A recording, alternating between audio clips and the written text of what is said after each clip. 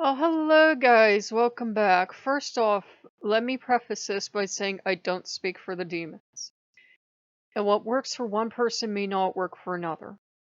But you know that thing I gave you about doing all the chakras? Well, I decided I want to do a little more on one of them. And Mammon, liking to get right to the point, is like, oh, let's do the crown chakra. Oh, God. That was not working. And King Paimon, who, as soon as someone said that he said they had to work on the root chakra, he will jump in there. He's like, I will help you. And so I find this root chakra meditation, which I've added to the meditation playlist, and I think I added the sacral chakra in there too. And I go in there and I'm doing this, and it's working okay, you know. And then as I'm there trying to meditate, and you can you know how you can feel the gods or demons or whoever nosing around as you're in meditation.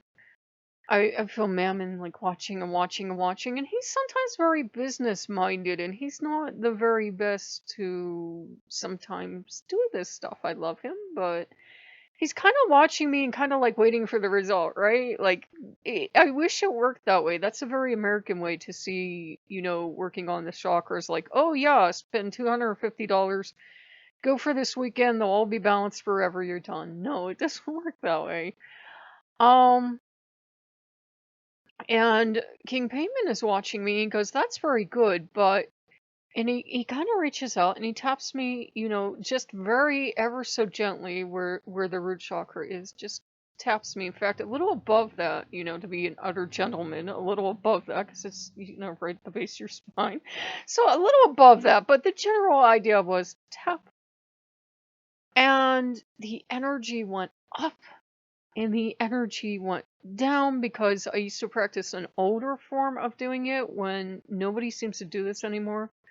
But the older visualization was the root chakra. You literally made roots to go down into the ground. I think it's more of a Wiccan restyling, but that used to be what it was. You got roots like a mountain. I think it's yoga too that does that, but this particular meditation I worked it and do it. And it was amazing. And I'm totally blissed out, and it goes, see?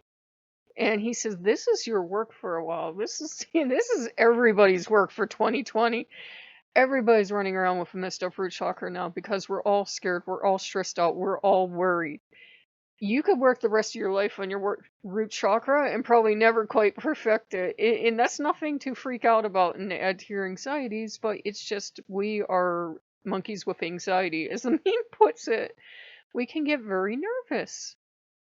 And I had been pretty happy yesterday, and like all the positive energy was coming out of me. And then I got up this morning and I felt pretty good, and a couple of disappointments. And by the end of the day, kind of by the time I finally settled down and I purchased that VR game, and believe me, it was a couple of days of me doing research and watching videos and thinking, do I really like this game or don't I? I watch every penny I spend, so Mammon wasn't too worried about me spending it because he was like, you've done the research, you've done everything. If you get it and you don't like it, Um, so I didn't like the game. It's okay. I'm going to go back in and play it some more. Well, I'm like, there's no way this is worth $30. It's not worth the $5 I paid for. There's nothing to do here. Teeny tiny map, dated graphics. I'm shooting at fish, and I hope I have the gun on the right setting, because if I didn't, I just stunned a poor peaceful animal. And it's just, you saw how it was put together, right? It's not all that well put together. You, for some reason, can go cockeyed.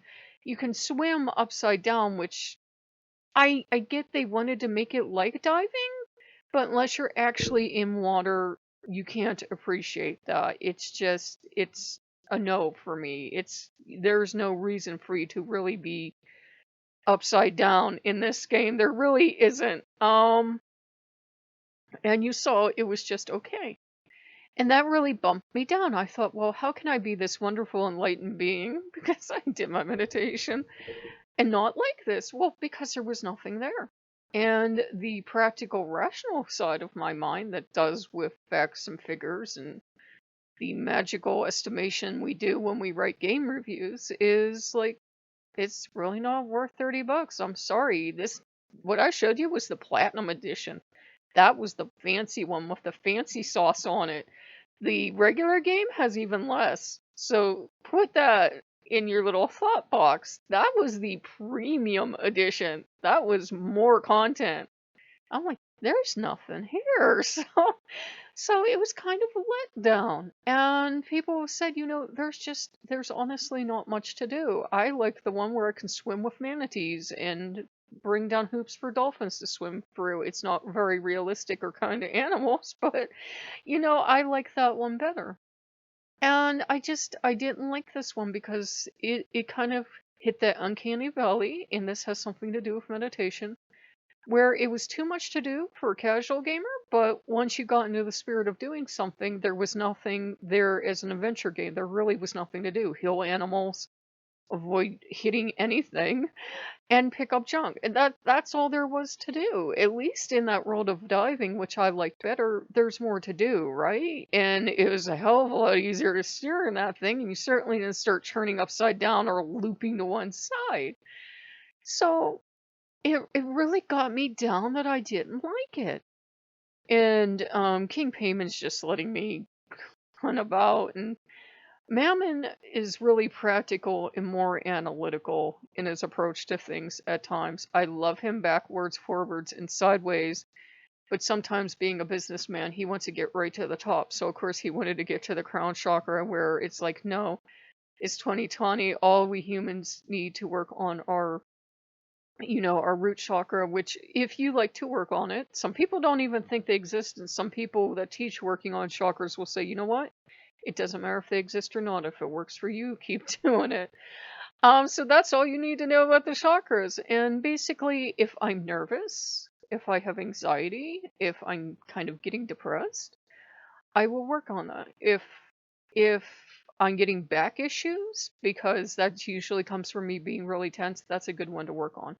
And then you can work your whole way up the body. And if I remember, I will save all that guy's series, but I think it automatically plays.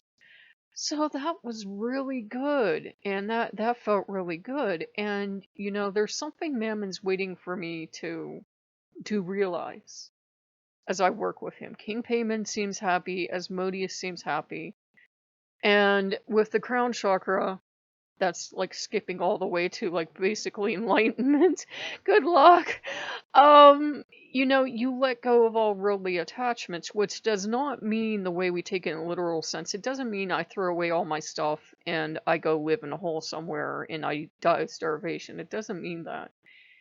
You can still love the things you have, and yet you have to be open in that love, that you're not holding them to you. The suffering that you're trying to escape is when we lose things that we're emotionally attached to, we suffer because that thing was our happiness.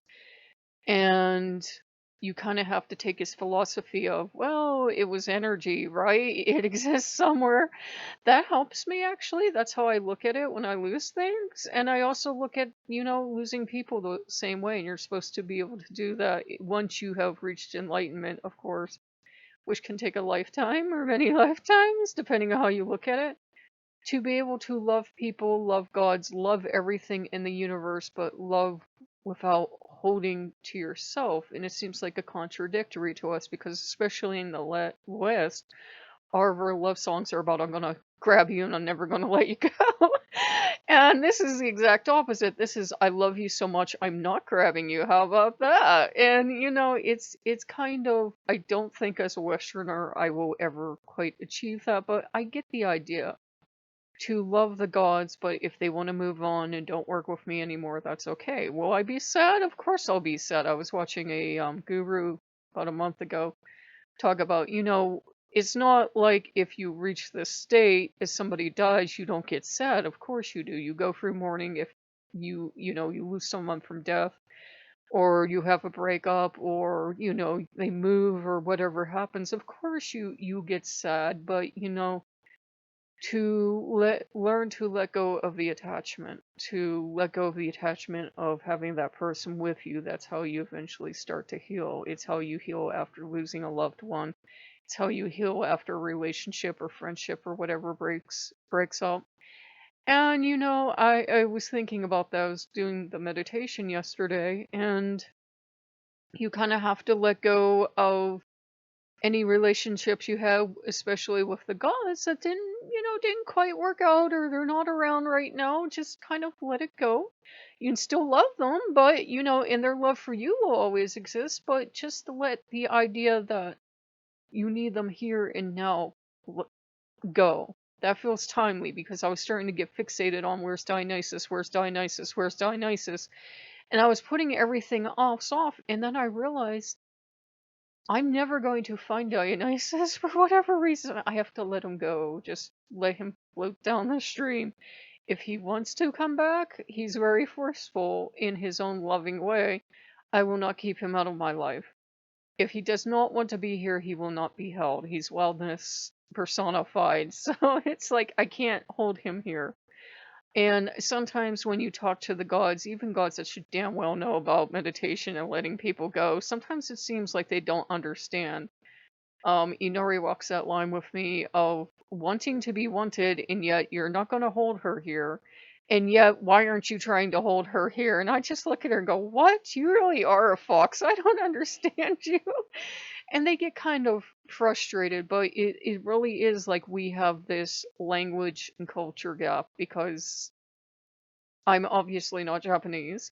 And so I look at things away from a Western viewpoint, and that is a very different viewpoint. Sure, we're all humans, we all feel all the emotions, but how I'm going to react to something might not be the Japanese way. I might be able to appreciate that way, but that's not going to be my first reaction. My first reaction is going to be very Western. And Western is, I will pay you $250. I will go to a retreat for a weekend, and I will have this knocked out, right? Because I need to get on with my life, chop chop. Matter of fact, I will pay you $400. You will give me 2 CDs. You can see my age. I will listen to them as I work in my park place kind of building, whatever. I'm getting laughter from Mammon because I have no damn idea. And I will achieve enlightenment and be a billionaire, because that's how it works, right? And we have this very odd idea in the West, and the frustrating thing is most of the teachers are Western. And sure, they'll teach you about letting go of worldly goods. You just have to pay them a couple hundred to a couple $1,000s to teach you. I'm like, that is exact opposite of that teaching. I'm not a guru, and even I know that much. Yes, they have to eat, and they have to ask for alms or whatever if they're actual practicing Buddhist. But if they're teaching that way, it's like, no, you don't actually believe what you're teaching, do you? Because, gee whiz, it seems awfully expensive to reach enlightenment. You don't have to pay anything to reach enlightenment. Just go meditate under a tree. It'll come to you eventually. I can't laughter pecker. But, that's the thing. And that's the thing I was exploring today. Here in the West, we expect everything. We expect it at once, and we expect value for our money. Which is why when I didn't pay $30 for that game, but I'm looking at that game because it's more expensive on Steam. And I'm like, this is it? This is what you get for $30? Damn, I paid $5 and I'm sad. I'll get my entertainment out of it. I got an hour out of it, and I'm like, that's $5 an hour. I have to play this damn thing for what? 5 more hours? Oh, God damn it. And, I'm like, how the hell am I going to get 5 hours worth of entertainment out of this damn thing? I can't imagine having paid $30 for that thing. And, my equivalent is if I get like $1 per hour, I'm happy. If it's very extremely beautiful and I get, say, a half hour per dollar, I'm happy. That game was neither beautiful or long, so it's not bad enough to return, but it's not good enough to celebrate either. And the funny thing is, I tried to take the gods into spheres. Remember that beautiful meditation I showed you? It doesn't work anymore. They finally updated it. There's like 28 meditations, I think, now, and you can just go to Ireland and just hear the sounds. And of course, I'm trying to get the dog in there, and I'm trying to get Lou and everybody else, and it doesn't work. And so I finally went to my review, and I took 2 stars off, and I said I still stand by the 5-star review, but this doesn't work anymore. I said they have to fix it, and nothing gets a developer's attention like dropping the review. And I said they were very nice and generous and open in the past, but this doesn't work anymore. I didn't want to go. I did go to their site, and they wanted way too much of your damn information. I'm like, what are you doing? Selling it to a third party? Your game doesn't work, yo. So hopefully they will get that fixed. And I was thinking if they do fix it, to be super polite and say, I know I dinged you a little bit, but I needed your attention. Um, See if they would mind if I took you to Ireland or something. I had you to Germany. Remember the German cow? Yeah, the German cow. Take you to Ireland or something. They have Ireland, they have London, they have. Is there Rome in there? I don't know. There's a lot of places in there. And the weird thing about that pack is it's another thing where if you buy it on Oculus, you got all the content all for one price. And it was like ridiculous cheap because I don't know. I guess Oculus made a deal. But for those of you that have Steam, you're probably like, well, how did you afford all that? And you're asking for Patreon. It doesn't cost that on Oculus, but the same thing happens on Steam. There will be games that cost a small fortune on Oculus, and they're like for sale for 50 cents on Steam, so go figure. But that felt timely for one of you, and the meditation was fun. And the game's fun. It's okay. It's okay. It's like, this is why people both love and hate VR, because of stuff like this, and it's just they didn't work on the controls, and I'm already sad and not hopeful, because instead of fixing what's wrong, they seem to put it on sale every so often, and that's usually developers' first step out the door. I'm going out for cigarettes. Okay, they never come back. It's kind of problematic when instead of fixing stuff and making it worth $30, they keep putting it on sale for $5. I'm like, you're not gonna fix this, are you? Because you've had it on sale for 80% a couple times already. That's usually a clear sign something's not going to be fixed. Some of the other diving games I had you in were the same way. They go on sale every so often for 80% off, but they don't intend to fix them. And so they put it back up to the full price, like around $30, after the sale. And I'm like, could you fix something? That would be, nice. I'm still waiting for World of Diving to come back and finish that damn thing. But they're never coming back. And the people that made this diving game aren't coming back either, because they've moved on and made other games. So it's kind of like I almost hate buying diving games because they get you emotionally invested and then they walk away. So I don't know. But it was really great doing that meditation, and King Paimon seems happy. And again, I don't speak for the demons. Maybe you don't like meditation. Maybe it's not for you. Maybe you don't like the chakras or even believe in them. I figure I take the philosophy that if it works, I don't care if it exists or not. If it works, it works. It's like Dumbo's feather. It's like if you believe in it and it works, it doesn't matter if it's magic or not. It's like asking it, does magic work? Doesn't matter if it works, it works. So, yeah, don't ask me anything. It's like, people will debate back and forth in pagan forums about whether or not the gods are real. If it works and you're happy, what do you care? They're real to me. I could give you countless experiences, but I can't prove it scientifically in a lab. Of course not. That's why it's called a belief system. You choose to believe. Well, I don't know how much choice you have, but you know what I mean. It's a belief system. It's not a science. So, if you guys like what you see, a like, comment, and subscribe. That was really interesting experience, and King Paimon seemed like he would be more than happy to do this meditation with anybody, so especially the root chakra. We all need to work on it. It's not me being some kind of great gifted psychic. We're all worried. We're all stressed out. We're all like, ugh. And just, avoid, as you start to do that kind of magic, or not magic, meditation style, obviously, if somebody wants to charge you a couple hundred, run away. If they tell you can do it instantly in one day, run away. It's something you're going to have to fine tune all your life. It's like if you start a practice of yoga, you don't do yoga for 6 months and then you're flexible the rest of your life. You have to do it for a lifetime. Same thing with lifting weights or walking or running or swimming or anything else. It's a lifetime practice. Yeah, I know. I bring you all the fun news. But, if you like what you see, like, comment, subscribe, and I will see you guys later. Oh my god, I went on for 20 minutes. I will see you guys later. Bye.